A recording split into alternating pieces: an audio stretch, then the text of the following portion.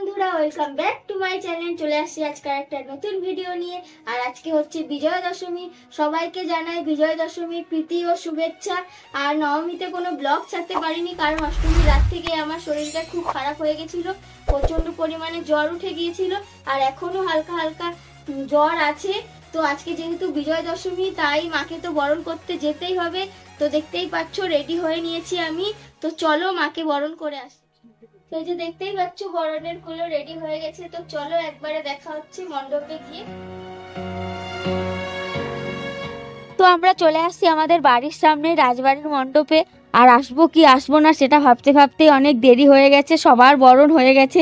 তাই আমি তোমার দাদাভাইকে নিয়েই সঙ্গে চলে আসছি। চলো আমরা দুজনেই বরণ করে আসি।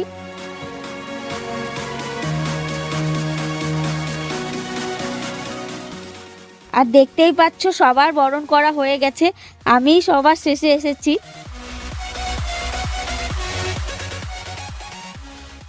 আমি আর তোমাদের দাদাভাই দুজনেই উঠে পড়েছি বরণ করতে। আর ঠাকুর নামায়নি, তাই নিচ থেকেই বরণ করে নিচ্ছিলাম, যেহেতু এখনো দুদিন ঠাকুর রাখবে।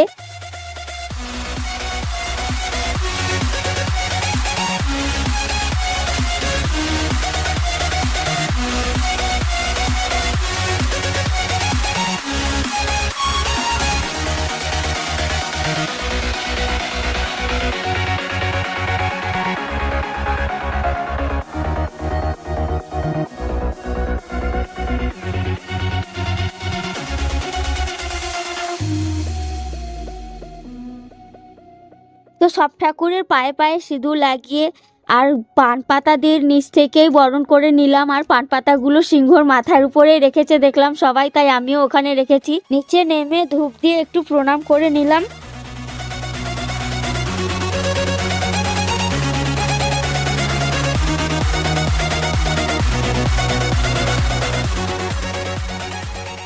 তো আমার বরণ করা হয়ে গেছে, আর এরপর তো কেউ নেই, তাই আমি আর তোমাদের দাদাভাই মিলেই একটু সিঁদুর খেলে নিলাম।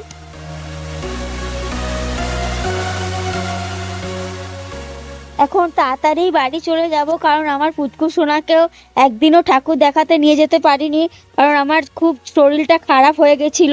তাই এখন বাড়ি গিয়ে ড্রেস চেঞ্জ করে ওকে নিয়েও বেরাবো একটু ঠাকুর দেখতে। আর এই যে দেখতেই পাচ্ছ পুচকু সোনা ঠাকুর দেখতে এসে না এসেই গাড়ি দেখতে পেয়ে গাড়ি চাপার বায়না শুরু করেছে, তাই ওকে প্রথমে গাড়িতে চাপিয়ে দিলাম।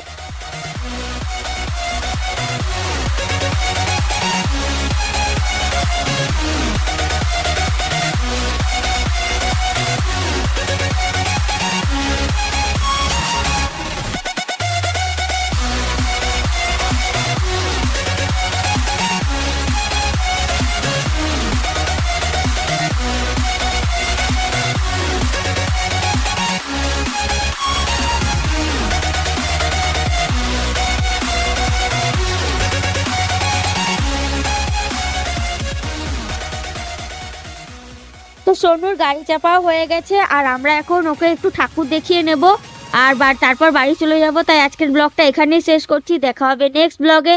Tata, good night.